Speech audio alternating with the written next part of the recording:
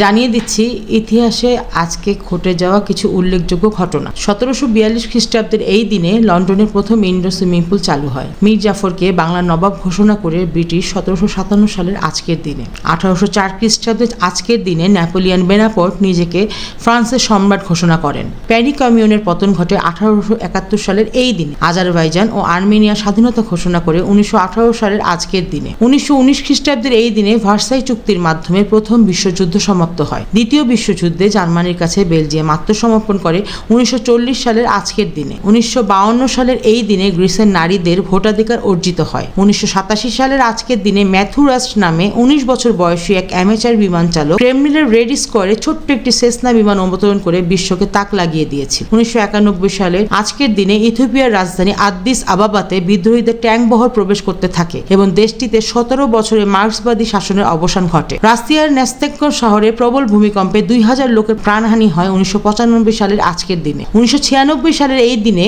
ভারত বাজপেয়ী সরকারের পতন ঘটে। দেবগৌড়া প্রধানমন্ত্রী নির্বাচিত হয়। 1998 খ্রিস্টাব্দের এই দিনে পাকিস্তান 5টি পারমাণবিক বোমার সফল পরীক্ষা করেছে বলে ঘোষণা করে। 2010 সালের আজকের দিনে ভারতের জ্ঞানেশ্বরী এক্সপ্রেস লাইনচ্যুত হয়, এতে প্রায় 141 জনের মৃত্যু হয়। 1524 খ্রিস্টাব্দে এই দিনে জন্মগ্রহণ করেন দ্বিতীয় সেলিম অটোমান সুলতান। আইরিশ কবি টমাস মুর 1779 খ্রিস্টাব্দের আজকের দিনে জন্মগ্রহণ করেন। 1883 সালের আজকের দিনে জন্মগ্রহণ করেন বিনায়ক দামোদর সাভারকর, বিপ্লবী ভারতীয় রাজনীতিবিদ এবং ভারতীয় স্বাধীনতা আন্দোলনের সক্রিয় অংশগ্রহণকারী। 1908 সালের এই দিনে জন্মগ্রহণ করেন ইয়ান ফ্লেমিং, বিখ্যাত ব্রিটিশ লেখক, সাংবাদিক ও নৌ গোয়েন্দা।